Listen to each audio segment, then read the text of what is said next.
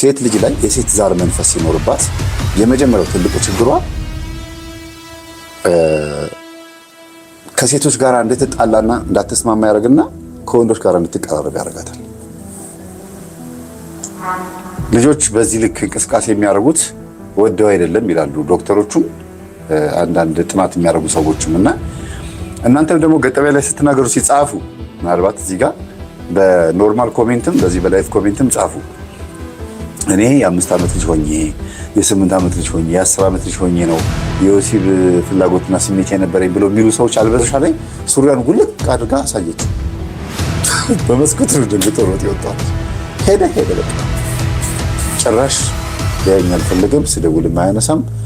እኔ የምደውለው ና እባክህን ብዬ ልልህ አይደለም ነግሬህ ታችሁታል። ስልብ ማለት ነው ጃንደረባ። 3 አይነት ጃንደረባ አለ። ጃንደረባ ማለት ቃሉ ሹም ነው በሌላ ትርጉም በሌላኛ ዘው። በዚህኛው በብልት ጉዳይ ላይ ግን ጃንደረባ 3 አይነት ጃንደረቦች አሉ። አንደኛ በተፈጥሮ ስልብ የሆኑ ወይም ለሽንት መውጫ ብቻ ቀዳዳ ያላቸው። አሁን ለምሳሌ እኔና ባለቤቴ ኢንተርቪው ተጠራን። ሁለታችን ቁጭ ብለን ሚስተር ኤንድ ሚስ ሆነን ማለት ነው። አይታችሁ ሳላችሁ ፊልሙ እንደ አንጀሊና ጆሊ ፊልም ሚስተር ኤንድ ሚስ ቁጭ ብለን እየተጠየቅን ነው። እሱ በቃ ነጭናጫ ስለሆነ እንደዚህ ስለሆነ ብትል ማለት ነው። እሺ አሁን ከዚህ ጋር ማሳያችሁ ቪዲዮ ትንሽ ገጠመኝ ላይ ዛሬ የለቀኩት ገጠመኝ ላይ አለ አይደል? እህታችን 160 ልዩ ገጠመኝ ላይ የ3 ሰዓት ከ54 ደቂቃ ቪዲዮ ለቅቄላችኋለሁ። ባይዘው 629 ሰው ላይቭ ላይ የገባው ራሱ ያኛውን ገጠመኝ እያዳመጠ እንደሆነ ነው የተረዳሁት። ለምን ትናንትና መምህር 24 ሰዓት ገጠመኝ ለቀህ እንደገና ላይቭ ገባህ ምናምን ብሎኛል አንዳንድ ሰው። ዛሬ ደግሞ 10 ሰዓት ገባሁ። ምን ችግር አለ? በዛብኛ ገጠመኙ ሲበዛስ ምን ላድርገው? እና ህፃናቶች እንደዚህ የሚሉበት ምክንያት አላቸው ይላል። ኪድስ ሴክሹዋል ሞሜንት ነው ይሄ። ትንሽ ከበድ ይላል። ልጆች በዚህ ልክ እንቅስቃሴ የሚያደርጉት ወደው አይደለም ይላሉ ዶክተሮቹም አንዳንድ ጥናት የሚያደርጉ ሰዎችም እና እናንተም ደግሞ ገጠመኝ ላይ ስትናገሩ ሲጻፉ ምናልባት እዚህ ጋር በኖርማል ኮሜንትም በዚህ በላይቭ ኮሜንትም ጻፉ። እኔ የ5 ዓመት ልጅ ሆኜ የ8 ዓመት ልጅ ሆኜ የ10 ዓመት ልጅ ሆኜ ነው የወሲብ ፍላጎትና ስሜት የነበረኝ ብሎ የሚሉ ሰዎች አልበዙ? በላይቭ ስናስገባም ምንም ስንል ላይቭ ላይም እንደገና ደግሞ ገጠመኝ ላይ ራሱ ያቀረብኳት ልጅ አለች። የ5 ዓመት ልጅ ላይ ነው ገጠመኝ 157 ነው 58 ላይ ያለችው እህታችን ማለት ነው። ፖል ዳንሰር ነው ምናምን ላይ ትደንስ የነበረችው እህታችን አይደለም? የፖል ዳንሰራት የቆመ ዘንግ ላይ እንደዚህ እየተሽከረከሩ ራቆታቸው የሚደንሱ አለ አይደል? የእሷን ታሪክ መቼም ያልሰማ የለም አይደል? እና በ8 ዓመቴ ነው ምናምን ነው እንደዚህ አይነት ስሜት ሲሰማኝ የነበረው ብላለች። አብዛኞቹ ኢትዮጵያ ውስጥ ያሉት ህፃናቶች አሁን ዛሬ ጎረምሳ ሆነን ያለ ነው ማለት ነው። በልጅነት እቃቃ እንጫወት እንላለን። በእቃቃ ጨዋታ ጊዜ ግን አንዳንድ ልጆች ላይ ደግሞ ይታያል። እስቲ ሱረሽ ዝቃቂው እስቲ እንደዚህ እናርቅ አባዬና ማዬ እንደሚያደርጉት እንተኛ ምናምን እያሉ ህፃናት ይሄ ነገር ይለማመዱታል። የስነ ልቦናው ትምህርት ላይ የሳይኮሎጂ ትምህርቱ ላይ በስነ ስርዓቱ በጋድ ህፃን ልጅ የእናቱን ጦት እየጠባ ነው ይሄ ነገር ማሰብ የሚጀምረው ይላሉ። ጦት በመጥባት በዛ ነው የሚጀምረው ይላሉ። ይሄ ታማኝነት የሌለው ነው የሳይኮሎጂ ትምህርት። በዚህ ልክ ወርዶ እንደዚህ መሆኑ በጣም ይከብደኛል። ግን መንፈሱ ልጆቹ መራመድ መጫወት በተለይ 8 ዓመት 7 ዓመት ከ8 ዓመት ጀምሮ ከ7 ዓመት ጀምሮ እስከ 15 ዓመት እድሜ ላሉ ልጆች ይሄ አይነት ስሜት የሚሰማቸው ከሆነ የዝሙት መንፈስ በቡዳ የበላቸው ሰው ካለ በዛ ይገባል። ከቤተሰብ የተላለፈ የዛር መንፈስ ካለ ይገባል። አባትና እናት ደግሞ ስንፈተ ወሲብ አባት አድርጎ ከሆነ ድክመተ ወሲብ ማለት ነው። ድክመተ ሐመልማል አይደል የሚባለው? ሲደካክምበት ያንን ነገር በደብተራ ጋር ሄዶ ሲያሰራ በመናፍስት የሚያሰራ ከሆነ የዛ መንፈስ ልጆቹ ላይ ያልፋል። ከዛ ሴሰኝነት ነው ባይዘው ስንፈተ ወሲብን መድኃኒት እንዲጠቀሙ የሚያደርጋቸው። ሴሰኝነት ስለወሰዳችሁ ምንድነው በተደጋጋሚ ይሄ ነገር ማድረግ ይፈልጋሉ። ግን በቪያግራ በምናምን በአባቶቻችን ዘመን ከነበረ ደግሞ መቼም አዘውትረው ሀባብ የሚበሉ ሰዎች አባቶቻችን እርስ በርስ ይተራረቡ ነበረ። ሀባብ ታውቃላችሁ? በትግርኛ ብርጭቅ የምትሉት ሀባብ ወይም ወተርሜል የምትሉት ማለት ነው በእንግሊዝኛ። እሱን የሚበሉት ወደው አይደለም። በነገራችን አንዳንድ ሰዎች የእሱን ጁስ የሚጠጡ አዘውትሮ የሚጠጡ ሰዎች ካሉ ካያችሁ እንደ ቪያግራ የሚጠቀሙት ደግሞ ተናገርክ ጠቆምክ እንዳትሉኝ፣ የግዴታ ግልጽ ሆኖ መናገር ስላለበት ነው። እንዲህ አይነት ነገሮችን ካልተነጋገርን የዝሙት መንፈስን መምታት አይቻልም። ለካ ለዚህ ነበር ምናምን ተባባሉ እርስ በርስ። እሺ የምሬን ነው። እና በአባቶቻችን ጊዜ ቪያግራቸው እሱ ነበረ። በዚህ አሁን ባለንበት ሰዓት በቆሎ ጥሬ በቆሎ ራሱ እያለማመድኩ አይደለም። ይሄን የሚበሉ ሰዎች ካሉ የዝሙት መንፈስ የሴሰኝነትና ይሄ በዚህ ጉዳይ ላይ በጣም ብርቱ የሆነ መንፈስ ያለባቸው ሰዎች እንደሆኑ እንድትረዱ ነው። ሚስትም ካለሽ ይሄን የምትሰሚ ባልሽ ይሄን ነገር የሚያደርግ ከሆነ እንደዚህም ፍቅረኛሞች ከሆናችሁ እንደዚህ በጣም ከባድ ነው እና ግልጽ ካልተነጋገርንበት ከባድ ነው። ዝም ብሎ የሚበላ ነው የሚመስላችሁ። እርፍ አላችሁ። ገጠር ውስጥ እረኛ ሲበላ አይታችሁ ከሆነ በቆሎ አዲሱ እንደተፈለቀቀ ያንን አፉ ይሄ ዱቄት ይመስል ሲበላ ወዶ አይደለም እና ሀባብ እና ምንድነው እንዲህ አይነት ነገሮችን ለልጆች በምታበሉበት ሰዓት ያልሆነ እንቅስቃሴ ይፈጥራሉ። ለውዝ ኦቾሎኒ ሲበሉ ያ ነገር ይፈጥራል ይባላል። ግን ይሄ ህፃንነታቸው ላይ ያለ ይሄን ነገር አያነቃቃውም። ይሄ ነገር ስራ የሚሰራው ከስንት ዓመት በኋላ? ከ16 ዓመት ለወንድ ልጅ ከ16 ዓመት በኋላ ነው ይሄ ነገር ችግር የሚፈጥረው። ተፈጥሯችን ስጋችን በራሱ ይሄንን ሆርሞናችንን ስለሚያነቃቃው ፍላጎት እንዲያይል ያደርገዋል። ግን መንፈስ ሲያግዝ ደግሞ አስቡት እንዴት ከባድ እንደሚሆን። ምን አይነት መንፈስ? ከማህፀን ጀምሮ ከእናት የመጣ የዝሙት መንፈስ ካለ ለምሳሌ እናትየዋ ከመውለዷ በፊት በቁንጅናም ሊሆን ይችላል፣ በቅርጿ ሊሆን ይችላል፣ በሴትነቷም ሊሆን ይችላል። ብቻ የዝሙት መንፈስ ከወንዶች ወደ እሷ ያለፈ ካለ በሩካቤም ሊሆን ይችላል፣ በዝሙት ጊዜ ሳትወልድ በፊት የገባ ካለ ስትወልድ ያ የዝሙት ከተለያዩ ወንዶች የመጣ የዝሙት መንፈስ ወደ ልጁ ያልፋል እና ከልጅነት ጀምሮ ይሄ ስሜት እንዲሰማው አድርጎ ደስ የሚል ስሜት እንዲመስል ያደርገዋል። እንዲያውም አንዳንድ ልጆቻችሁን እጃቸውን ወንዶች በተለይ ማለት ነው፣ ሴቶችም በጣም ከባድ የሚሆኑ የሴቶች ህፃናት ከ4 ዓመት ጀምሮ እስከ 7 እስከ 8 ዓመት ድረስ ያሉ ህፃናት እጃቸውን ስድድ አድርገው ዝም ብለው ይጫወታሉ። መጫወታ ነው የሚመስላቸው እነሱ የሆነ ቀዳዳ አገኙ በቃ በዛ ነው። ወንዶቹ ግን በጣም ከባድ ድምጻቸው መለወጥ የጀመረበት ሰዓት ላይ 12 ዓመት 13 ዓመት ምናምን ትንሽ የጎረምሳ የሚኮንበት ሰዓት አለች የወንዶቹ። በዛ ሰዓት ላይ ሲጋራም ተደብቆ ወረቀት ጠቅልሎ ማጨስ፣ መነካካት ምናምን የተከለከሉ ነገሮችን ሄዶ ለማየት መሞከር ምናምን በማድረግ መንፈሱ ያለማምዳል። ግን የትኛው ነው ከየት የመጣው ነው? እናትየዋ ቅድም ባልኳቸው አይነት አጋጣሚ የገባባት መንፈስ፣ አባትየውም ደግሞ ብዙ ሴቶች ጋር ይልከሰከስ ከነበረ ባይልከሰከስም በቁንጅናው ምክንያት የገባ የቡዳ መንፈስ ካለ አይደል? እንደዚህ አይነት መንፈሶች ካሉ ወደ ልጁ የማለፍ እድሉ በጣም ሰፊ ነው እና ያለማምዳቸዋል ማለት ነው። እና ልጆች እንደዚህ አይነት ባህሪ ያሳያሉ። ወደው አይደለም እግራቸውን ቁልፍ ያደርጋሉ። እንደዚህ አድርገው በሕክምናው ሲታይ በቃ ዝም በሏቸው ነው የሚባለው። ተዋቸው፣ ራሱ ሆርሞናቸው ይፈጥናል። ፔሪየድ ማየት የሚጀምሩት ስንት ዓመት ላይ ነው ሴቶች? እስቲ መደበኛ የሚባለው ሴቶች ፔሪየድ የሚያዩበት እስቲ ንገሩኝ።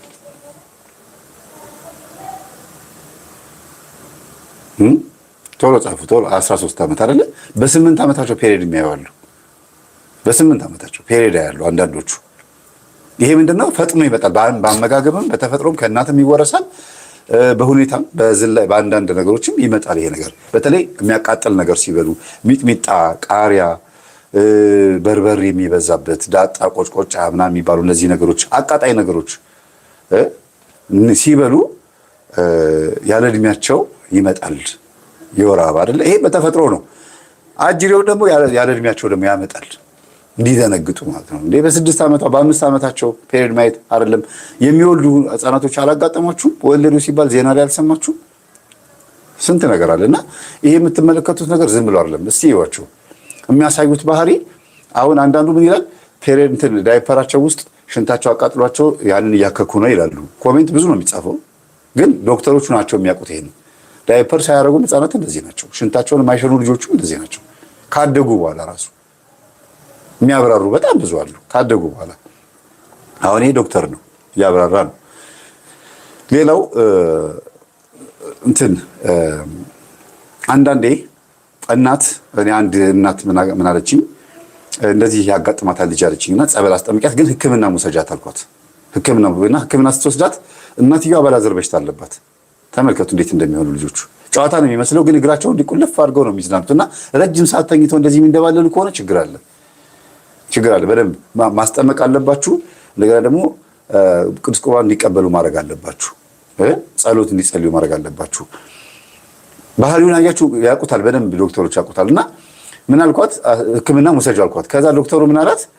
የአባላዘር በሽታ እንትን አገኘን ብልቷ ላይ እና አንቺ ራስሽ ችግር አለብሽ፣ አንቺ ተመርመረ። ስትመረመር እሷ ራሷ አባላዘር ችግር አለባት እና በንክኪ ወደ ልጆቿ አልፏል። ለካ እንደዚህም አይነት ነገር ያጋጥማል። እናትየዋ እጇን ሳትታጠብ ልጇን ታጥባታለች ማለት ነው። አንዳንድ ጊዜ ከባድ ነው። ይሄ ግልጽ አድርገን እንነጋገር አይሻልም? ምንም መወሻሸት አያስፈልግም።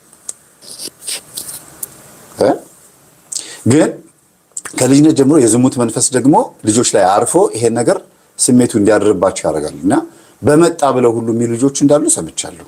በመጣ ይሄ ነገር የሆነ የሚመጣለ የሚነካካኛለ ሚተኛብኛል ይላሉ፣ ደስ ይላል ይላሉ። በቃ የሚገርም አይነት ነገር ነው የምትሰሙት። እና አልተነገረም እንጂ ያልተደረገ ነገር የለም የሚባለው ይሄ ነው። አልተነገረም፣ ወደ ህዝብ አልወጣም። የሚያሳፍር ነገር ተብሎ ልክ ቅርጽ አልባ የሆነ ልጅ ሲወለድ ኧረ እዚሁ ይቀመጥ ተብሎ ቤቱ ተዘግቶበት 25-30 ዓመት ያድጋል። አይገሉት ነገር ልጅ ነው። አያስወጡት ነገር ደግሞ አንሼፕድ ወይም ዲፎርም የሆነ ልጅ ነው፣ ወይም ቅርጽ አልባ የሆነ ልጅ ነው የሚሆነው።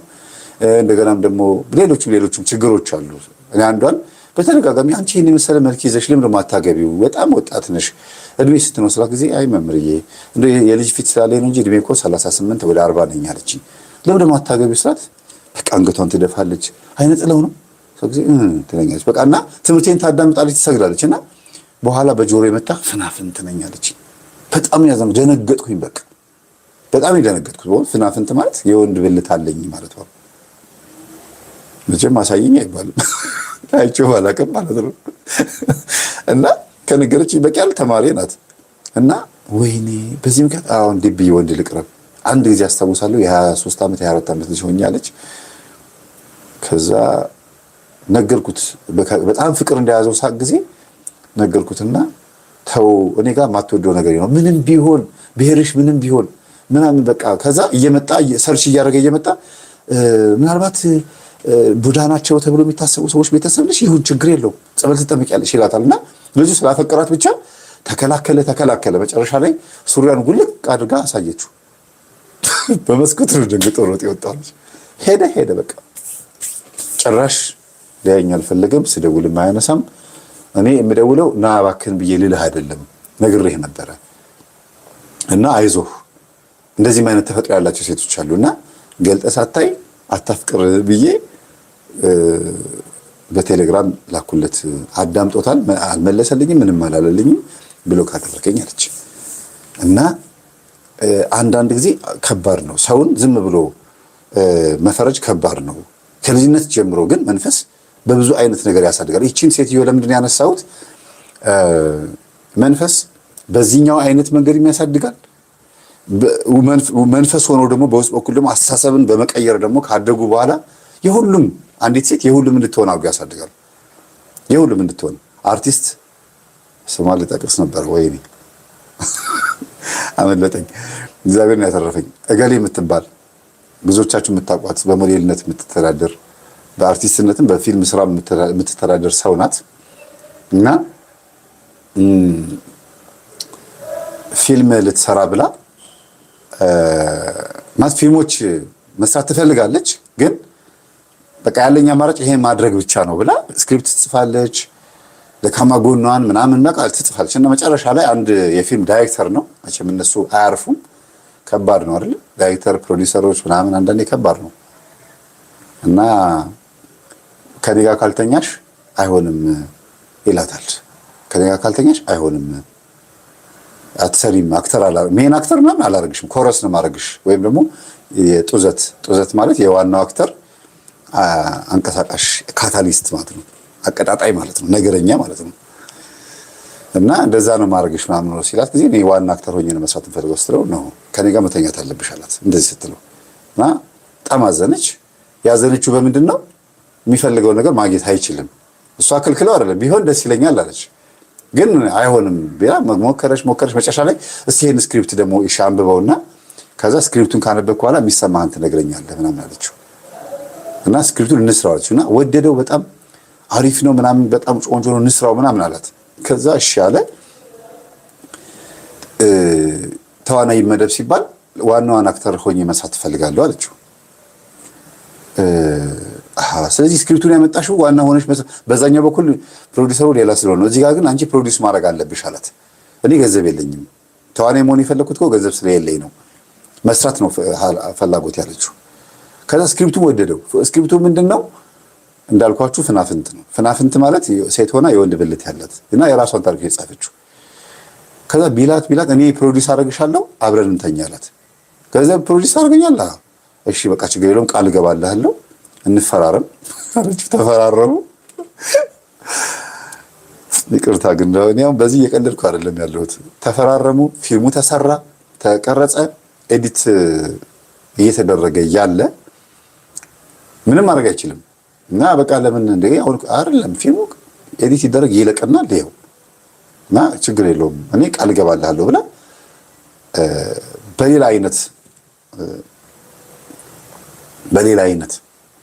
በሌላ አይነት ሲስተም ውስጥ ከታው ተጨማሪ ስክሪፕት ጽፋ አምጥታ ምናምን ልቡን በዛ እየሰረቀች አለቀና ፊልሙ የሚመረቅበት ጊዜ ደረሰ። ከዛ እና በቃ አሁን ሰርፕራይዝ ነው ማድረግ ምናምን አለችው። እሺ ብለው ሲሄዱ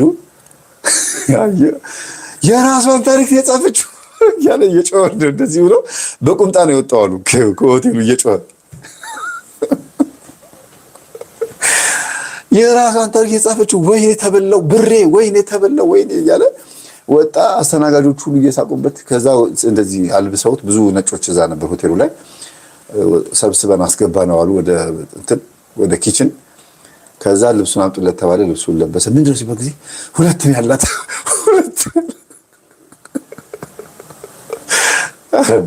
አንዳንዴ እኮ የምትሰሙት ነገር ከባድ ነው።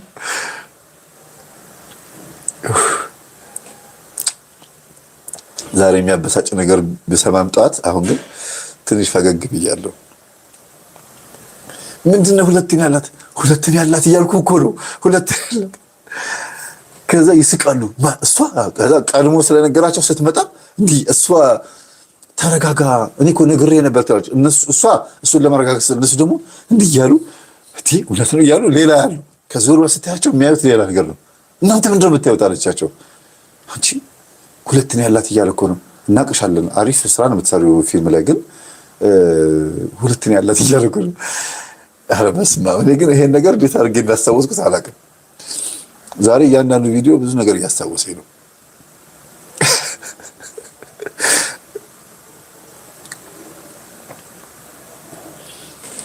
ሶፍት ዜል ለማር ይሄው ዚያሪት ሶፍት አለ እኮ መሐረባለኝ። ከዛ ልሸኛ አለችው። እኔ ነኝ መኪናው ምነዳው አላት። አይሆንም ደንግጣል እኔ ነኝ ምነዳው አለችው። አይ እሷ ትንዳለህ አሉት። ከዛ እንዲህ ዞር ብሎ አላያትም። ወደዛ ወደ ውጭ እያየ እሷ እየሄደች እየሳቀች ነው። ከዛ ለምንድን ነው እንደዚህ ያደረግሽው? ፊቱን ሳያዞር ወደ እሷ ማለት ነው።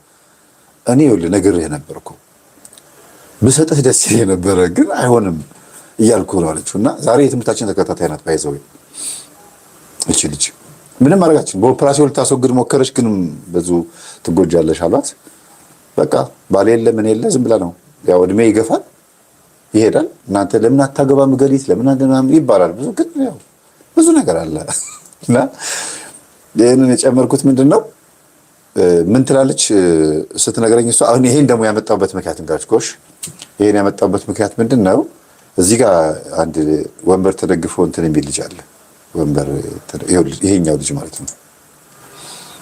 ይሄኛው ልጅ ማለት ነው። እንደዚህ ያደርገኝ ነበር አለች። እና ሄጄ በቃ ማከክ ነውና ከልጅነት ጀምሮ እንደዛ ነው ያደገብኝ። እና መጥቶ ደግሞ ከኋላ የሚገናኘኛል ከፊት ለፊት አይገናኘኝም ከኋላ የሚገናኘኛለች። በመጣ ብዬ ነው የምጠብቀው አለች። በጉጉት ነው የምጠብቀው። ደግሞ ቤተሰቦቼ የፈረንጅ አይነት አስተዳደግ ነው ያሳደጉኝ። ልክ እንደተወለድኩኝ 3 ዓመት ነው 4 ዓመት እንደሞላኝ ለብቻዬ ነው አልጋ ተደርጎ የራሴ ክላስ ነው የተሰጠኛለች። በዛ እድሜው ያስቡት ከባድ ነው አይደል? ከባድ ነው በዛ እድሜ እውነት።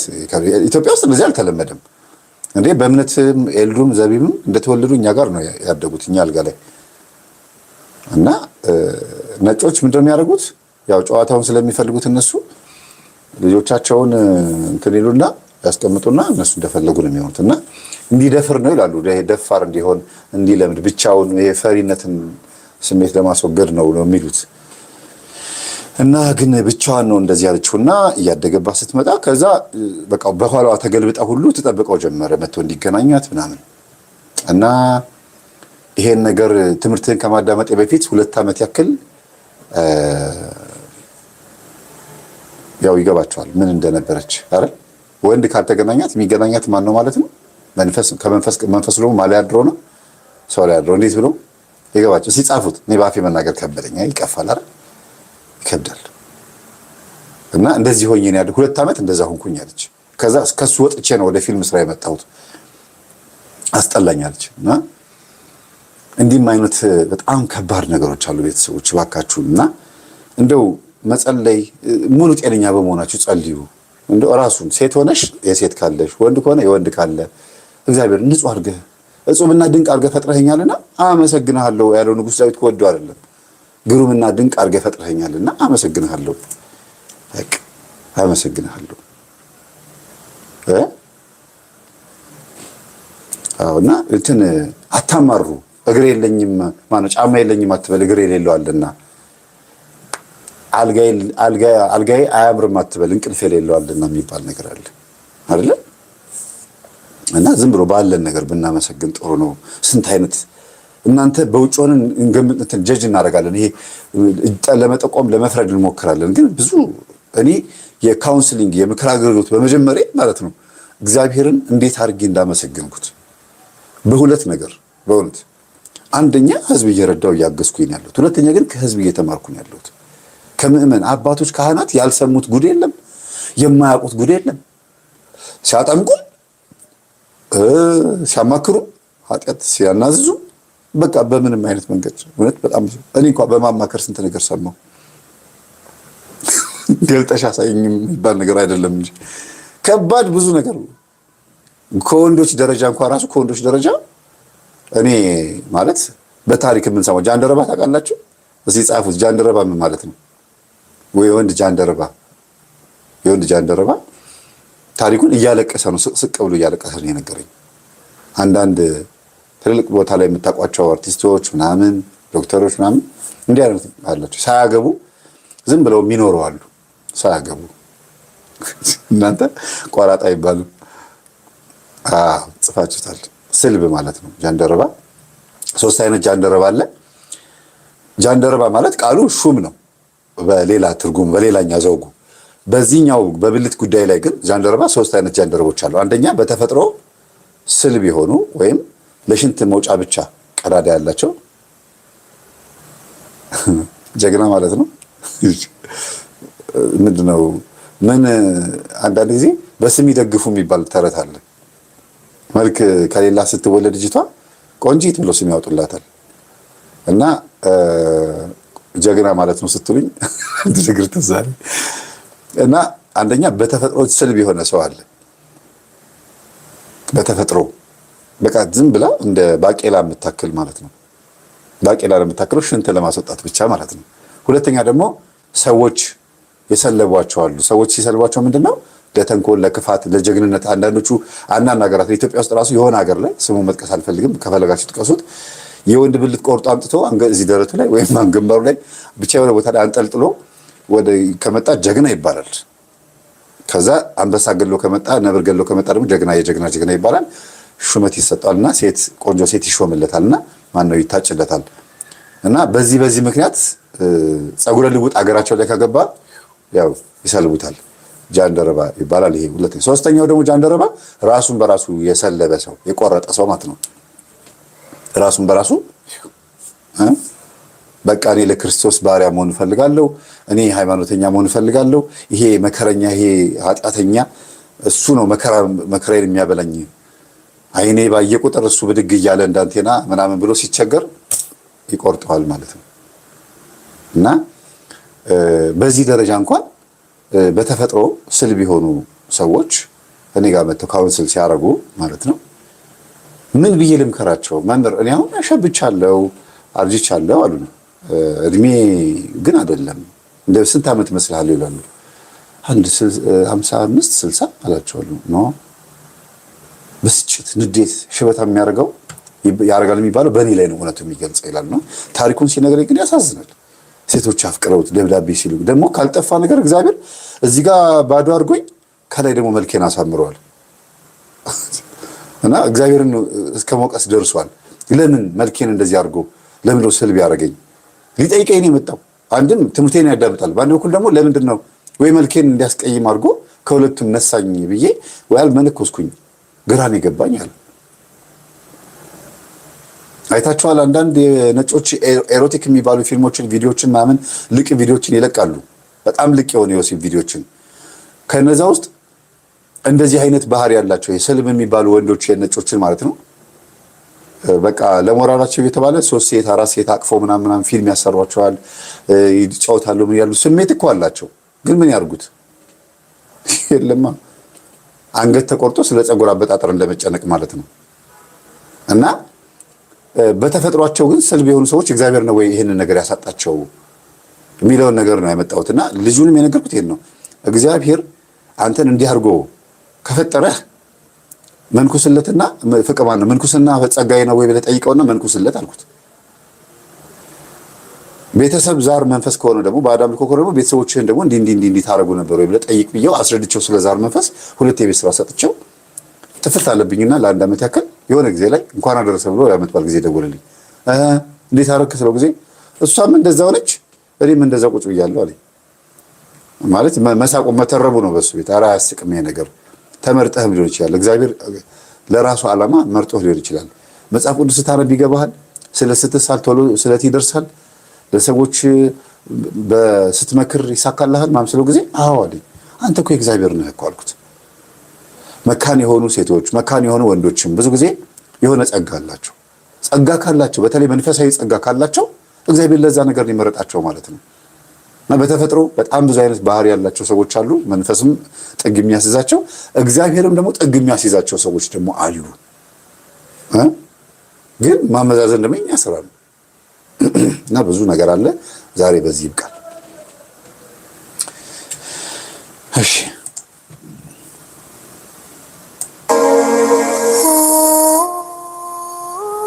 እና እንዲህ አይነት ስሜት የዝሙት ስሜት ይቺ ሐሳብ ልጨርሳት። እንዲህ አይነት የዝሙት ስሜት ያላቸው ህፃናቶች ሲኖሩ አስቆርቧቸው በጸበል ልጠቧቸው።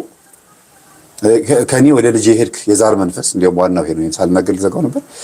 ከኔ ወደ ልጄ የሄድክ የዛር መንፈስ እና ተሰብሰብ ወደ ራሴናና እኔ ጋር ታሰር በሉት። ከእናንተ ወደ ልጃችሁ የሄደው መንፈስ ማምጣት ቀላል ነው። ከእናታችሁና ከአባታችሁ ግን መንፈስ አትሳቡ። እነሱ ጋር ብዙ ግብር የለመደ ብዙ አምልኮ ውስጥ የአምልኮ ስርዓት ውስጥ የነበረ ብዙ ሪቹዋል ብዙ ከልት የነበረበት መንፈስ ስለሆነ እናንተ ስትስቡት እናንተን ያደቃችኋል። ከባድ ነው፣ መጥፎ ነው። የልጆቻችሁን ግን መሳብ ትችላላችሁ። ለምን ሲባል ከእናንተ ስትወልዷቸው ከእናንተ ሆነ ወደ እነሱ ሄደው፣ ስለዚህ ወደ እናንተ እንዲመለስ ማለት ትችላላችሁ። ማሰር ትችላላችሁ እዛው ባለበት ማለት ነው። ስለተሳሉ የዝሙት መንፈስ ካለባችሁ እናንተ ላይ ግለ ወሲብ ከነበረባችሁ እናቶች በተለይ ያው ወደ ልጆች የማለፍ እድሉ በጣም ሰፊ ነው ማለት ነው። ግን በሕክምና ሚድንም ነው ደግሞ ይላሉ አንዳንዶቹ። በሕክምና ሚድን ከሆነ በሕክምና ሚድን ቅድም እንዳልኳችሁ የአባላዘር ችግር ኖርባት እናትየዋ ልጇን በቆሻሻ እጇ ልጁን ስታጥበው ወይም ልጅቷን ስታጥባት ያሳክካቸው ይሆናል። ዳይፐሩ ይሄን ቼክ ማድረግ ነው። ከዳይፐር ማላቀቅ ልጆቹን ከነፃ ማድረግ ንፋስ እንዲያገኛቸው ማድረግ። ከዛ ይሄ ስሜት ካየለ በተለይ ጣታቸው እንደዚህ ጥብት አድርገው እንደዚህ አይነት ስሜት የሚያሳድሩ ከሆነ ከባድ ነው። እንደዚህ ጣት እየጠቡ የመጠመጡት እንደ ጡጦ እና እንደዚህ አይነት ስሜት ካሳየው ያ ሳይኮሎጂ ስነ ልቦናው ላይ የተናገሩት ነገር እውነት ነው ማለት ነው። ጡት እየጠቡ ያን ስሜት እንዲዋሃዱ 4 ዓመት 5 ዓመት ድረስ ጡት የሚጠቡ ህጻናቶች አላጋጠማችሁ? ኧረ እንዲያውም ከዛ በላይ 6 ዓመትም ጡት የሚጠቡ አሉ። ችግሩ ይሄ እንደሆነ የሚነገረው ያለውና በሳይኮሎጂ በስነ ልቦናው ነው የምነግራችሁ ችግሩ። ወደዚህ ስትመጡ ግን ልጆቻችሁን ከዝሙት መንፈስ ማዳን የምትፈልጉ ከሆነ እናንተም ንስሐ ግቡ፣ እናንተም ተጠምቁ፣ ልጆቻችሁን ማስጠምቁ፣ ቅዱስ ቁርባን እንዲቀበሉ አድርጉ። ለምን እናንተ ያሳለፋችሁትን ላይፍ የምታውቁት እራሳችሁ ናችሁ። ከዛ አንጻር ነው።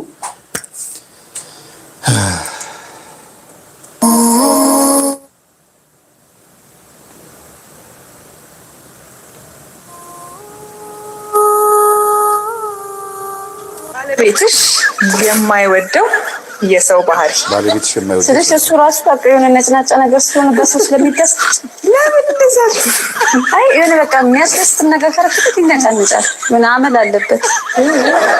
የሚወደው ነው የሚጠላው ነው የሚወደውም የሚጠላው ያለ ይመስለኛል። በነገራችን ላይ ይሄ እንተዋወቃለን ወይ ነው አይደለ? ማነው ስሟ ሰላሜ የምታዋራት ሉላ ካሜራ ፊት እንደሆነች እሷም ካሜራ ፊት እንደሆነች ረስተዋለች። ሴትዮዋ ባለትዳር ነች፣ ባል አላት። ከባሏ ጋር የመጣችው ተመዝግበው ነው የመጡት። እዚህ ቦታ ላይ ተጋብዘው ነው። እንዴት ነው የባሏን ገበና ደካማ ጎኑን መታ እዚህ ጋር ቦታ እንደዚህ የምትናገረው? እንዴ በጣም ከባድ እኮ ነው። ቤተሰቦች አይደለ እንዴ? አሁን ከዚህ በኋላ ሰላም አላቸው ቤታቸው ውስጥ? ኧረ ተው፣ የት እንደምትሄዱ ወቁ ብዬ የምናገረው ለዚህ ነው። የተናገረችውን ግን ሰምታችኋል? ተገቢ ነው የተናገረችው ነገር? እስቲ ስማት። አይ የሆነ በቃ የሚያስደስት ነገር ከረፍት ይነጫነጫል። ምን አመል አለበት? የሚወደው ነው የሚጠላው ነው የሚወደውም የሚጠላው ያለ ይመስለኛል። ከሁሉም ጋር ተቀላቅሎ ስለሚኖር ከውሸታሙ ጋር ውሸታም ለሰውም አብሮነት ነው። እንደዚህ ግልጽ ናት። ይቅርታ አድርጉልኝ። እንዲህ አይነት ግልጽነት ትዳር ይበትናል፣ ሰው ያርቃል። እንዲህ አይነት ግልጽነት ጎረቤት እውነት ከጎረቤት ጋር ያጣላል፣ ከቤተሰብ ጋር ከዘመድ ጋር ያጣላል፣ ብቸኛ ነው የሚያደርገው። በነገራችን ላይ ግልጽነት በራሱ እንደሚጎዳ ታውቃላችሁ። ግልጽነት ይጎዳል። የፈለገ ባልሽን ብትወጂው የፈለገ ሚስትን ብትወዳትም ሁሉ ነገር ለሚስት አይነገርም፣ ሁሉ ነገር ለባል አይነገርም። የምትደብቀውን ነገር ቀይ መስመር ማዘጋጀት አለብህ። ሚስትህም ወደ አንተ የምትመጣበት አንተም ወደ ሚስት የምትሄድበት የራስህ የሆነ የተፈጥሮ ቀይ መስመር ሊኖር ይገባል። የትዳር ቀይ መስመር አለ። እናትህ ወደ ቤትህ ወደ ትዳር ስትመጣ አንተም ወደ እናትህ ቤት ስትሄድ እንደገና ደግሞ የሚስትህም ቤተሰቦች ወደ አንተ ሁሉ ነገር ቀይ መስመር ሊኖረው ገደብ ሊኖረው ይገባል። እንተዋወቃለን እሱ እኮ እንደዚህ ነው ተብሎ በቃ ጸባዩ ነው ተብሎ እንደዚህ ኖ እንዴ! አሁን እኮ ሉላና ልጅቷ ቁጭ ብለው ለብቻቸው የሚያወሩ ነው የሚመስሉት እንጂ ካሜራ ፊት አትመስልም እኮ። እኔ አሁን ይሄን ነገር ንግግሯ 100% አልደግፈውም። ሙሉ በሙሉ እኮ ነው። እንዴት ነው ባሏን በዚህ ልክ የምትናገረው? እንዴት ነው ሚስት አሁን ወንድስ ቢሆን በዚህ ቦታ ላይ ሚስቱን በዚህ ልክ እውነት እሱ ሚስቱን በዚህ ልክ ይናገራል? ኧረ እሷ እንደዚህ ናት ምናምን ይላል እንዴ? ራሷ ሉላ ገርሟታል። እንዴት እንደዚህ ያልሽ ግን አለቻት። ስሙ ከውሸታሙ ጋር ምን አመል አለበት? የሰው ባህሪ ስለዚህ እሱ ራሱ በቃ የሆነ ነጭናጫ ነገር ስለሆነ በሰው ስለሚደስ ቆይ ግን በዋና ሚስት ማለት ነው እናንተ። አሁን ለምሳሌ እኔና ባለቤቴ ኢንተርቪው ተጠራን እንበል። ሁለታችን ቁጭ ብለን ሚስተር ኤንድ ሚስ ሆነን ማለት ነው። እንደ አይታችሁ ሳላ ፊልሙ እንደ አንጀሊና ጆሊ ፊልም ሚስተር ኤንድ ሚስ ቁጭ ብለን እየተጠየቅን ነው። እሱ በቃ ነጭናጫ ስለሆነ እንደዚህ ስለሆነ ምናምን ብትል ማለት ነው ዋት ነው አይደል እንዴ? እውነት የእውነት ኧረ በመሰረቱ ቦታው እንተዋወቃለን ወይ ነው። ግን መጀመሪያ እነሱ ይተዋወቃሉ ወይ ነው። በቤት ውስጥ ስትወጣ ሚስቱ ምን ልትል እንደምትችል ነው። ቫይራል ለመውጣት ነው። በአሁኑ ሰዓት እኮ እንደ ፌመስ ለመሆን የማይደረግ ነገር የለም እልሃለሁ። እንግዲህ ቻለው ብለው ይሆናል በይ እባክሽ ችግር የለውም ብሏት ይሆናል። አይታወቅም። እንደ አባቶቻችን አይነት እንደ የዛሬ 20 ዓመት የዛሬ 30 ዓመት አይነት እንደነበሩት አባወራዎች አይነት ነገር ካልሆነ ዝም ብሎ በቃ ፌመስነቱን ይፈልገዋል። በዛውም ታወኩኝ ይላል። አስተውላችሁ ከሆነ የዛሬ ፖሊስና ህብረተሰብ ላይ አስታውሳለሁ ተማሪ እያለሁ በጣም ቆይቷል 20 ዓመት ምናምን ይሆነዋል። እና ለምንድን ነው ሚስትን የገደልካት ሲባል እኔ እኮ የምትሞት አልመሰለኝም መጥረቢያዋን አንስቼ እንደዚህ አረገው ሞተች አለ ቪዲዮ እስካሁን ድረስ አለ ዩቲዩብ ላይ ከዜና ላይ አውርደውት ራሱ ለቀውታል። ታስሯል እስካሁን ድረስ። እና ዝነኛ ለመሆን ፌመስ ለመሆን እንደዚህ መሆን ይቻላል። በቃ ይሄ ሰውዬ ዝነኛ ሆኗል፣ ግን ሚስቱን ገሎ ነው። እዚህ ጋር ደግሞ እንዴት ነው ግን ምን ይላት ይሆን? እስቲ ገምቱ። ቤታቸው ውስጥ ከዚህ በኋላ ማታ ሲገቡ ምን ይባባሉ ይሆን? አይ ምናልባት ኢቢኤስ ላይ ልክ እንደተለቀቀ ነው የሚያዩት። እኔ እንደዚህ ብያለሁ ካለችው ነው እንጂ ልክ ኢቢኤስ ላይ ሲለቀቅ አንቺ እንደዚህ ብለሻል እንደ ምናምን የሚላት ብዬ አስባለሁ። ለምን ይሄን መናገሯን አይሰማም። እሱ የለም በዚህ ሰዓት ወደ ውጭ ወጣ ብሏል። እሱ ደግሞ በተራው ሲመጣም እንደተናገረ ብንሰማ ደስ ይለኝ ነበር። ግን እንደዚህ አይባልም። አንደኛ ነጭናጫ ነው አለች፣ አይሰማም፣ ባህሪውም አይጨበጥም አለች። ከዛ ደግሞ እንደገና ከውሸታም ጋር ውሸታም ነው። ሰምታችኋል? ስሙ። አይ የሆነ በቃ የሚያስደስት ነገር ፈረክት ይነጫነጫል ምናምን አለበት። ብሶታ ልትናገር የመጣች አትመስልም። የእውነት አስባበት አቅዳበት ከዚህ በኋላ ከተለያየን ምን ልያይ ልትል የመጣች ነው ይመስለው። እኔ አሁን እንደዚህ ብዬ ብቻ የምተው ይመስላችኋል? ከትምህርታችን አንጻር ከመንፈሳዊ አንጻር አሁን ላመጣላችሁ ነው። እንግዲህ እንደዚያ ነገር ልዘገዝክላችሁ ነው። በደንብ ተዘጋጁ። የሚወደውም የሚጠላው ያለ ይመስለኛል። ከሁሉም ጋር ተቀላቅሎ ስለሚኖር ከውሸታሙ ጋርም ውሸታም ለሰውም አብሮ እውነት ነው። እንደዚህ መናገር አይችልም ነው ተገቢ ነው። እሺ አሁን እንምጣ ወደ መንፈሱ ባህሪ። አይነ ጥላ ብዬ የለቀኩት የዛሬ 8 ዓመት የለቀኩላችሁ ዲያው መጽሐፌ ላይ ያለውን ትምህርት መሯት ነው። ልክ ናቸው። የዛሬ 8 ዓመት የለቀኩላችሁ ትምህርት ላይ አለ አይነ ጥላ ምንድነው የሚለው ላይ እንዲህ አይነት ባህሪ ያላቸው ሴቶችና ወንዶች ትዳራቸው ምን ይመስላል የሚለውን አቅርቤያለሁ። ግልጽነት በራሱ እንዴት እንደሚጎዳ በገጠሜ ላይ አቅርቤያለሁ። በጣም ግልጽ ሆና ትዳሯን ያጣች ሴት በጣም ብዙ ችግር ውስጥ እኔም ራሴ እስከማስታረቅ ደርሼ ተፋተውብኝ አስታረቅ 3 ጊዜ ለማስታረቅ ሄጄ መጨረሻ ላይ ቤተሰብ ጣልቃ ገብቶብኝ አለይቶብኝ ነበር። ኧረ ምን ነው እኛም ፈልግም ምናምን ብለው ከዛ አሁን ራሷ ነች ተመልሳ ወደ ቤት የገባችው። በቃ ይቅርታ አድርግልኝ ብላ ይሄን ባህሪን አስተካክላለሁ ብላ ማለት ነው። እንደገና ደግሞ ቡዳ ምንድነው የሚለው ትምህርቴ ላይ ቡዳ ምንድነው የሚል ትምህርት ለቅቄያለሁ። 3 ተከታታይ ቪዲዮ ለቅቄያለሁ። ራሱን የቻለ በሴት ልጅ ግርዛት ላይ ምናምን እንደገና ባል ሚስቱን ሲደበድብ ሲጨቁናት ቡና ፊ እያለ ምግብ አምጪ እንደዚህ አድርጊ እያለ ሲጨቁናት ያለበት ቦታ ላይ መናፍስቶቹ እንዴት እንደሚሰሩ ሴት ልጅ በተለይ ድሬዳዋ ነው ሐረር አካባቢ ላይ ትሰፋለች አይደለም። ለሽንት መሽኛ ብቻ ነው ቀላላ የሚያስቀሩላት እንጂ ድንግል ሴት እስክታገባ ድረስ ትሰፋለች። አሁን ይቅር አይቀር አላውቅም። ይሄን ሁሉ አብራርቼበታለሁ እዛ ላይ እና ይሄኛውን እንደ አንድ ወሰዱት እንደ አንድ ሴት ልጅ ላይ ያለ ችግር ማለት ነው። እዚህ ጋር ግን ግልጽነት ደግሞ የሚባል ሌላ የተለቀቀ ሴትነት ደግሞ አለ። እንደፈለገች እንድትናገር ፍቅረኛ ስትይዝ አምጥታ እንድታስተዋውቅ ስትደንስ የሚሳቅላት ስትናገር አይ ተዋት እሷ አመሏ ነው እየተባለች የተለቀቀች በእናትና አባቷ ፊት ሆና ተጨማልቃ ያደገች ከሆነች ትዳሯ ላይ ከባድ ነው። በጣም ከባድ ነገር ነው። ለምን ባሏንም በዛ ልክ ነው የምትጠብቀው። አባቷ በሚናገራት ልክ እናቷ በምትናገራት ልክ ነው ትዳሯን መቀጠል የምትፈልገው። ግን ትዳር ሌላ ጉዳይ ነው። ባሌ ምን አይነት ሰው ነው ብሎ የባሌ ባህሪ ምን ይመስላል፣ የሚስቴ ባህሪ ምን ይመስላል፣ ጸባይዋ ምንድን ነው፣ ምን አትወድም፣ ምን ትወዳለች፣ ምን ትጠላለች ብሎ ቼክ አድርጎ ወይም ምን ይወዳል ምን ይጠላል ብሎ ቼክ አድርጎ ነው ትዳር የሚገባው እንጂ አይ እኔ ማንነቴን ካልወደደልኝና ምን አገባኝ አይባልም። ለምን ትዳርን ፈልጎ ይሄን ፈልጎ ይሄን ጠልቶ አይሆንም። አንዱን ይዞ አንዱን አጠልጥሎ መንገድ አገድ ነው የሚባለው። እና ሶማሌ ነው አይደለ? ሶማሌ ሐረር ወደ ሐረር መስመር አካባቢ የሆነ ጎሳ ላይም እንደዚህ ይሰፋሉ። ሶማሌ ብቻ አይደለም አለ ብልት የሚሰፉ የሴት ብልት የሚሰፉ ጎሳዎች አሉ። ስላጋጠመኝ ነው። እና በጣም ማለት ያሳዝናል፣ ያለቅሳሉ። ይሄኛው የመጎዳት ነገር ሌላ ራሱ ይቻላል፣ ሌላ ነው። ሴቶች እንዲጎዱ የሚያደርግ አይነ ጥላ ነው፣ ቡዳ አይነ ጥላ ነው ይሄ። እዚህ ጋር ስትመጡ ደግሞ ሌላኛው ምንድነው? ግልጽ የሆነች ይመስላታል።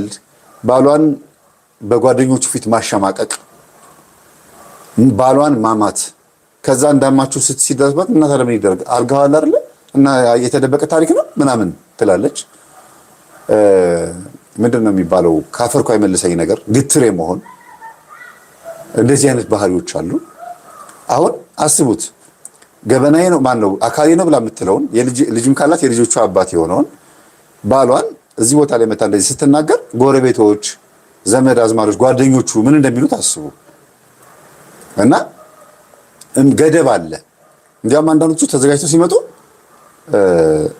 ሚስቱን ከፍ ለማድረግ ባሏንም ከፍ ለማድረግ ይሞክራሉ።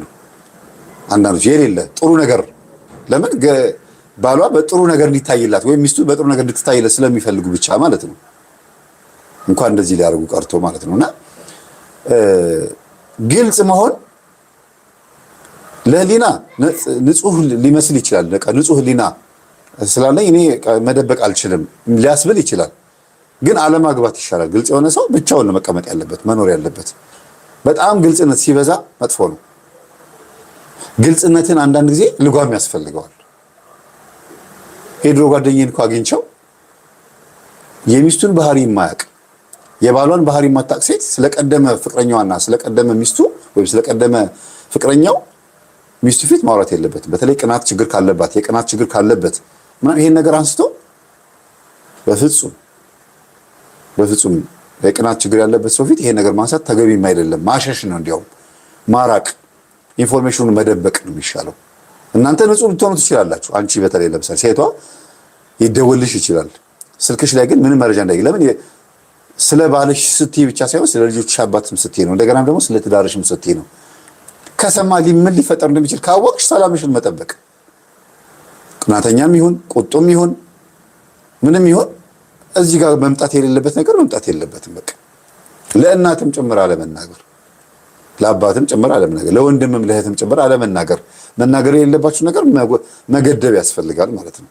እና ግልጽነት በጣም ከባድ ነው። አይነ ጥላ በዚች ሴትዮ ውስጥ አለች ብዬ እንድገምት የሚያደርገኝ ነገር አለ። ለምሳሌ እሷ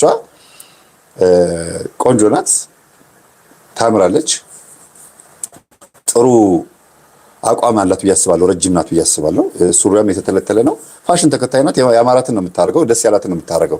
ፍቅረኛ እጮኝነትም ከሆነ በእጮኝነት ጊዜያቸው ላይ ሰላማቸው ይደፈርሳል በዚህ ጸባይዋ። ትዳር ላይም ከሆኑ ትዳር ላይ ሆነ እንደዛ ልብስ እንድትለብስ ይፈቅድላታል ብዬ አላስብም። ምናልባት ባሏም ከሆነ ይገርማል። በጣም ነፃ የሆነ ባል ነው ማለት ያላት። ግን በጣም ከባድ ነው። እንዲህ አይነት መንፈስ በጣም ከባድ ነው። ይሄ ልጓም የሌለው የመጣልን ቃላት መናገር፣ ገና ለገና ግልጽ ነኝ እኔ እንደዚህ ነው መናገር የምፈልገው፣ ጉዳዩ ጨዋታ ነው ተረባ ነው ተብሎ ከተናገሩ በኋላ የማትመልሱት ነው።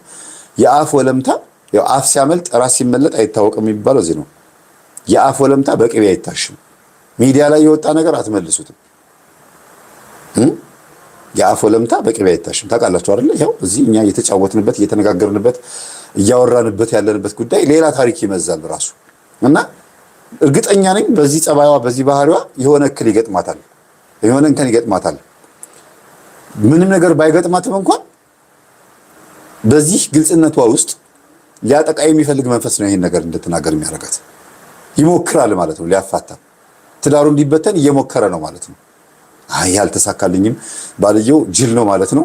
እሷ እንዴት ስትናገረው እሱ እንደዚህ ካለ በቃ ሌላ ሲስተም ልፈልግ እያለ ሲስተም እየፈለገ ያለ መንፈስ አለ ማለት ነው። ለቫይራልም ከሆነ ግን በጣም ከባድ ነው። ለልጆቻቸው ጥሩ አይደለም። የዚች ሴትዮ ልጆች በትምህርት ቤት አባታቸው እንደዚህ ከተባለ በጣም ከባድ ነው አይደል? ለልጆቹም ጭምር ማሰብ ያስፈልጋል ለነገ። አሁን አንዷ ምን እዮሃ ሚዲያ ላይ ይሁን የሆነ ሌላ ሚዲያ ላይ ነው እርግጠኛ አይደለሁ፣ ልጆቼ ባለቤቴ ልጆቼ እንደፈረብኝ ብላ ወጣች። እያለቀሰች ነው የምትወጣው። ፊት ለፊት ነው የምትታየው። ቪዲዮ አሁን አውርዶታል መሰለኝ። እኔ የሆነ ቪዲዮ ነው ጊዜ ሰርቼበታለሁ አይደል? እና በጣም ከባድ ነው። አንዳንዴ ሚዲያ ላይ ከወጣ በኋላ ማትመልሱት ይሆናል፣ ህዝቡ ይቀባበለዋል። እና አንድ ልጅ ምን አለኝ፣ አሁን ሸምግለዋል መሰለኝ ታደለ ፊጣ የሚባሉ ዘማሪ ታስተሰው ከነ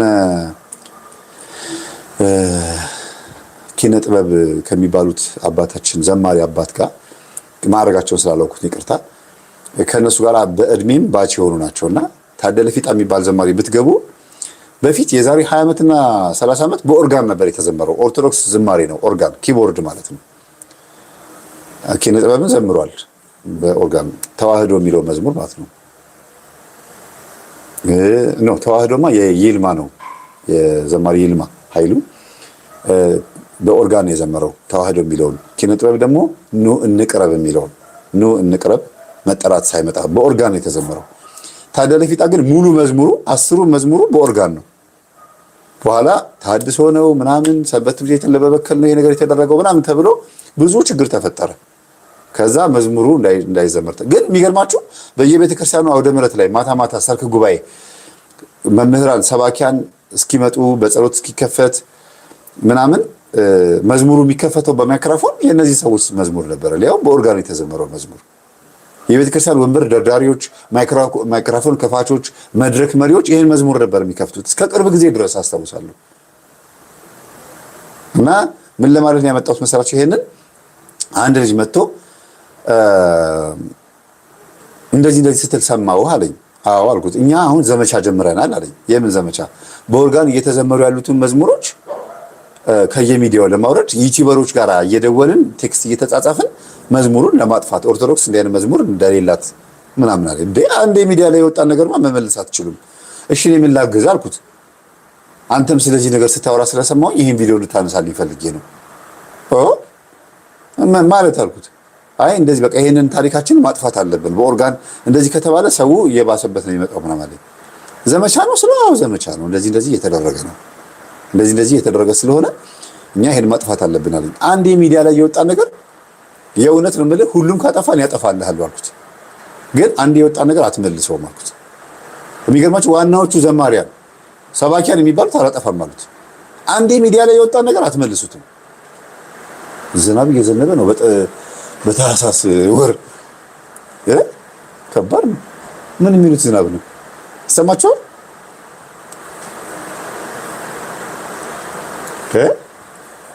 ኃይለኛ ዝናብ እየዘነበ ነው። ምንድን ነው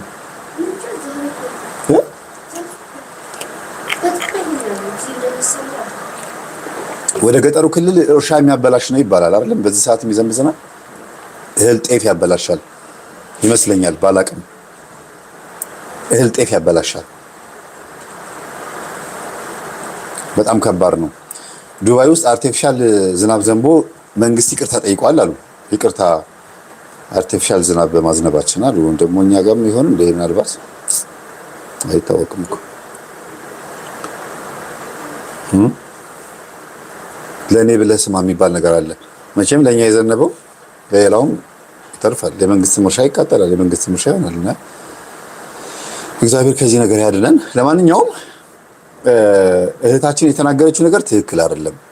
እንዲህ አይነት ባህሪ ያላችሁ ሴቶች እባካችሁን፣ አይነ ጥላ የምትባለው መንፈስ በሴቶች ላይ ሆና ባልን በሶስት መንገድ ታጠቃለች። ጠቅለል ሳረገው ብዙ ነው መዝርዝሩ። የዛሬ 8 ዓመት የለቀኩት አይነ ጥላ ምንድነው የሚለው ትምህርቴ ላይና ቡዳ ምንድነው የሚለው ትምህርቴ ላይ በደንብ ገብታችሁ እዩት። መፍትሄ ብዬ የሚያቀርብኩት አለ 6 ተከታታይ ትምህርት ገብታችሁ እዩትና ሶስት አይነት ጥፋት ታጠፋለች በሴት ላይ ሆነ አይነ ጥላ ወይም ደግሞ ወንድ ዛር አይነ ጥላ። ወንዱ ዛር አይነ ጥላ ሴት ላይ ሆኖ ባሏን ማለት ነው። አንደኛ አልጋ ላይ ወይም የፍቅር ጨዋታቸው ላይ ምናምን ዝግትግት በማድረግ እምብየው አልፈልግም በማለት ያመኛል፣ ሩካቤ ከፈጸመን በኋላ ቃጠላለሁ፣ እታመማለሁ በማለት በምናምን ብቻ በዚህ ውስጥ ስቃይ በመፍጠር አንድ ታበላሻለች። በዚህ በሩካቤ ብቻ ነው።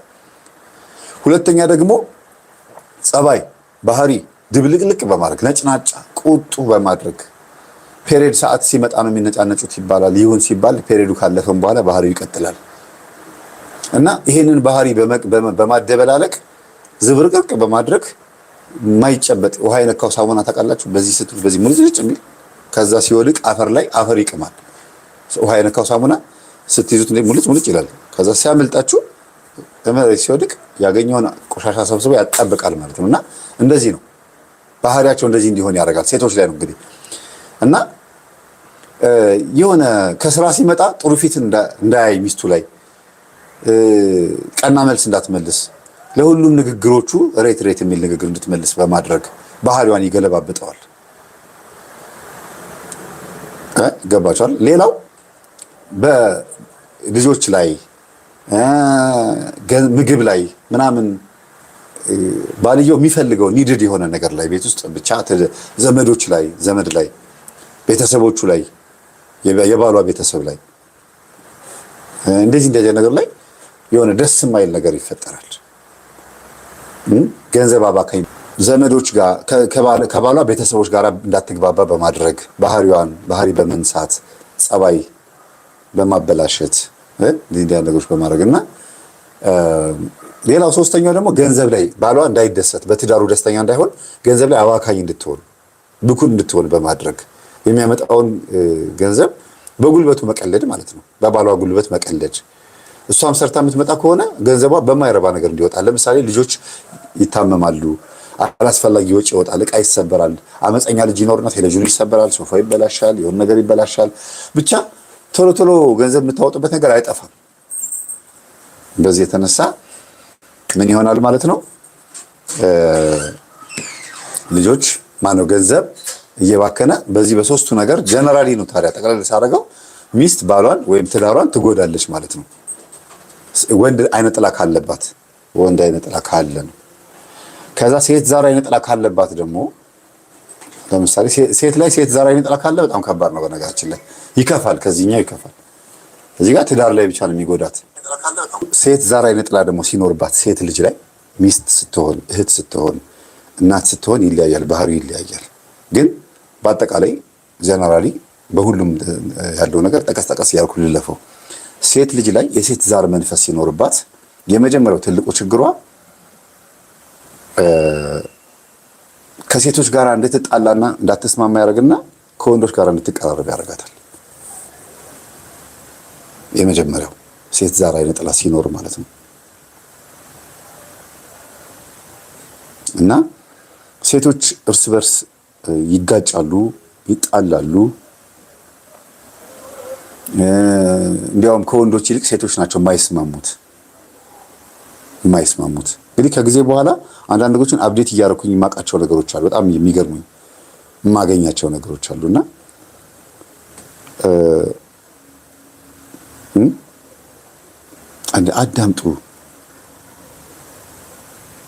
አዳምጡ እስቲ። እንደው አሁን እዚህ ጋር ይሄን እየተናገርኩኝ ጥያቄ ትጠይቃላችሁ። እስቲ አዳምጡ። ከኔ ከማወራው ጋር ሂዱ እስቲ እባካችሁ። እኔ ከማወራው ነገር ጋር ሂዱ።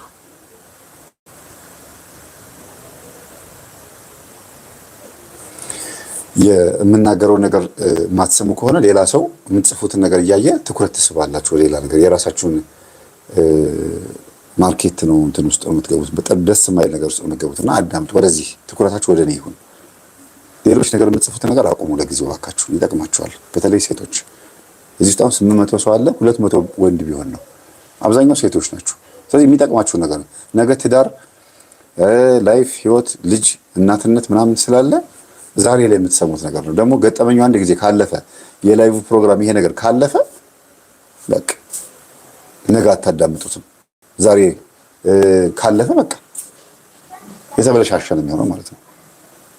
እንደገና ሄጄ ያን 3 ሰዓት ምናምን ላዳምጥ ምናምን ትላላችሁ። በየጊዜው ደግሞ ቶሎ ቶሎ ስለምተካበት ይረሳል ማለት ነው። ጥሩ ኢንፎርሜሽን ይረሳባቸዋል።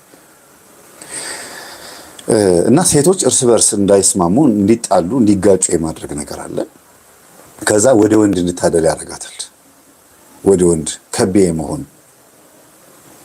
እንደዚህ ወንዶች ጋር ሄዳ እዛ እንድትታይ ማድረግ። እሷ ውስጥ ያለው የሴት ዛር መንፈስ ስለሆነ ያለው ወንዱ መንፈስ ቢሆን ኖሮ ሴቶች እንዲቀርቧት አይፈልግም። ማነው ወንዶች እንዲቀርቧት አይፈልግም። ወንዱ መንፈስ ለወላ ወንድ ዛር አይነ ጥላ እንደ ወንዳ ወንድ ያረጋታል። ሴት ዛር አይነ ጥላም ካለች ደግሞ ከሴቶች ጋር ደግሞ እንዳትስማማ ያረጋታል። ሁለቱም አለ ደግሞ እንደዚህ ማየት አጋጣሚ አለ። በአንድ ሴት ላይ ወንድ ዛርም ሴት ዛርም አይነ ጥላ ሊኖር ይችላል። ወይም ደግሞ ሴት ዛር አይነ ጥላና ወንድ ዛር ቡዳ። ምን ማለት ነው? ከሴቶቹ ጋርም አትስማማም። እኔ ሴቶች አይመቹኝም፣ እኔ ወንዶች ናቸው የሚመቹኝ ምናምን ትላለች። ወንዶቹ ጋር ስትሄድ ደግሞ ወንዶች አይነኳትም። ድንግል ሆና ከቤ ሆነች። ወይም ደግሞ ኃይለኛ ፍንዳታ፣ በቃ ጸጉር ቁርጧ፣ አነጋገሯ ምናምን ይሆናል፣ ግን ድንግል ናት። ማንም ወንድ አይነካትም፣ አታስደርስም፣ አያስጠጋም። በቃ በፍጹም ለዝሙትም እኮ ነው የሚገርማቸው፣ አይደለም ለጋብቻ ለዝሙትም ጭምር ማለት ነው። እና ውስጣችን ካሉት መናፍስቶች አንጻር አይነት በየተራ ነው የሚተውሉት እኛ ላይ። ሴት ዛር አይነ ጥላ፣ ወንድ ቡዳ አይነ ጥላ በዝሙት የገባ ማለት ነው። መተት ካለ እንደገና ሌላ ካለ በየሳምንቱ ባህሪያችን በየቀኑ ይገለባበጣል። እንደየግብራቸው እንደየባህሪያቸው እኛ ውስጥ ይተውኑብናል ማለት ነው። እና ሌላው የሴት ዛር አይነ ጥላ በሴት ላይ ሲኖር እጅግ በጣም ከባድ ሐሜተኛ ነው የምትሆነው። ሐሜተኛ በቃ በቤት ውስጥም ለባሏ አትመችም። ቤት ውስጥ አትመችም ለባሏ። እንደገና ደግሞ ከሴቶች ጋርም አትስማማም። ማትስማማበት ምክንያት በወረኝነት በሐሜተኝነቷ ምክንያት ማለት ነው። ትመጣለች፣ የእሷ ንግግር ይሰማሉ፣ ከእሷ ጋር ያማሉ፣ ምን ይላሉ። ከዛ ደግሞ ጸብ ይነሳል። በእሷ ምክንያት ሁከት ይኖራል። በጤንነት ጉዳይ ላይ ደግሞ ብዙ ጊዜ ከጤንነት ጋር በተገናኘ መንፈስ አይመስላቸውም ሴቶች። ይሄ ነገር አሁን መነግራችሁ ከዚህ በኋላ መነግራችሁ ነገር መንፈስ አይመስላቸውም፣ ግን ወደ ሕክምና በመሄድ ትሪት ለመደረግ ይሞክራሉ። ሴት ዛር አይነ ጥላ ካለች ያቺ ሴት ዛር አይነ ጥላ እናትየዋ ላይ ተላከ። ለምሳሌ እኔ እንደ ምሳሌ አድርጌ አንዲት ወጣት ሴት ቁመተ ረጅምና አጭር ብዬ ለሁለት ልክፈልላችሁ። ረጅሟ ሴትየው እናት ነች፣ አጭሯ ደግሞ ልጅ ናት። ረጅሟ ወይም እናትየዋ በዘመኗ በነበረች በትዳር ጊዜዋ ላይ ክፉ ጎረቤት፣ መጥፎ ሴት መተት ከላከችባት የዛች ሴትዮ መንፈስ ሴትዮዋ ላይ ገብቷል። የጎረቤቷ ክፋት እና የሷ ተንኮል እንዲሆንባት የእርግማንም ሊሆን ይችላል፣ የሆነ ነገር ችግር የሚፈጠር ሊሆን ይችላል። ብቻ ገባባት። ስትወልድ እቺ ሴትዮ ደግሞ ከዚህቹ ሴትዮ መንፈስ ጋር አብሮ የሚወለደው ያለች። ለምሳሌ ሴት ነች የተወለደችው እንበል፣ አጭሯ ማለት ነው። ስትወለድ ከማን መንፈስ ጋር አብራ የምትወለደው? የጎረቤት መተቱ ዛር ሆኖ ይወለዳል። ለእናትየዋ መተት ነው የተላከባት። በማህፀን በኩል ግን ሲወለድ መንፈሱ ለልጅቷ ዛር ነው። ምን አይነት ዛር? ሴት ዛር። ከማን የመጣ? ከጎረቤት የመጣ። ከዛ የዚህች ልጅ ላይ ሆኖ መልሶ እንደገና ከማን ጋር ያጣላታል? ከዚህች ሴትዮ ጋር አድጋ ደግሞ እንደገና ታናቆራታለች፣ ታጋጫታለች ማለት ነው። ሄዳ ከሴትዮ ጋር ትላተማለች፣ ትጋጫች። ምናልባትም ደግሞ ዞሮ እቺ ልጅ ከጎረቤት ከዚህ ከምቀኛዋ ሴትዮ ጋር ደግሞ ወንድ ጎረምሳ ካለ ድንግልናን በማስወሰድ ጽጽ በማስወረድ በማልከስከስ በሌላ ነገር በምናምን ደግሞ እንደገና ህይወቷ እንዲበላሽ ደግሞ ያደርጋል። በቀሉ በልጇ በኩል የሚመጣል ማለት ነው። እና ሴት ዛር መንፈስ በጣም ከባድ ነው። ሁልጊዜ ምቀኛና ክፉ ነው። መቼም ወንድ ዛሬ ጥላ ጀግ ነው እያልኩኝ አይደለም፣ ይከፋል ከዚህኛው ማለት ነው። ያኛው ዝሙት ላይ ትዳር መበተል ላይ ሚስቴ ናት ነው የሚለው፣ አትንኮብኝ ነው የሚለው። ባልየውን ከቻልክ ውጣልኝ፣ ካልቻልክ ደግሞ ሚስቴን አትንካብኝ። ወለድክ አይደል? አሁን በቃ ዝም ብለህ ሾሮና በርበሬ እያበላ ሂድና ሰርተህ አምጥተህ ባሬላ ተሸክመን እስክሪብቶ ይዘህም ባንክ ገብተህም ምንም ገብተህም ብቻ ልጆችን አሳድግ እንጂ ሚስቴን አትንካብኝ ይላል። ትዳር ላይም ከሆነ ይሄ በማን ላይ ነው? በሚስትየዋ ላይ ነው ሆኖ ነው የሚናገረው። ባይዘው የምናገረው ነገር ይሄን ቃል ሚስትየዋ ላይ አታጡትም። በንግግር መካከል ትሰሙታላችሁ። በቃ ልጆቻችንን እናሳድግበት ተወይ፣ በቃ እኔ በቅቶኛል ባንተ ነገር ወይ የምታኮርፍበት ነገር ያዘጋጃል። ሲልከሰከስ እንድታገኘው ያደርጋል። ከዛ ትቀየማለች፣ ይራራቃሉ ምናምን። እንደዚህ ነው ወንድ ዛሬ ጥላ ባልየውን እጅ ከፍንጅ እንዲያዝ ከሰራተኛ ጋር እንዲተሴተኛ ከተለያዩ ሴቶች ጋር ስንት ሲማገጥ ወይ ስለሱ ነገር ጥሩ ያለው ነገር እንዲሰማ ብቻ ባሏን የምጠላበት ምክንያት ይፈጠርና አልጋ ላይ ያሉ ምናምን በቃ ደስ የማይል ነገር ይፈጠራል። አርፈ ልጅን አሳድግ ይለዋል። ማላይ ሆኖ ሚስትየዋ ላይ ሆኖ ንግግሩ የሚመስለው የሚስቱ ንግግር ነው። ግን ያው ስታዩት ወደ ውስጥ ስትገቡ ግን ሰምና ወርቁ አትንካቢ ሚስቴን ነው።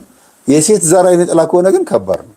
ትዳር ያፈርሳል ብቻ አይደለም ራሷንም ነው የሚያፈርሳት። ከባድ ነው እና እንዲህ አይነቱን መንፈስ እግዚአብሔር ይገስጸው።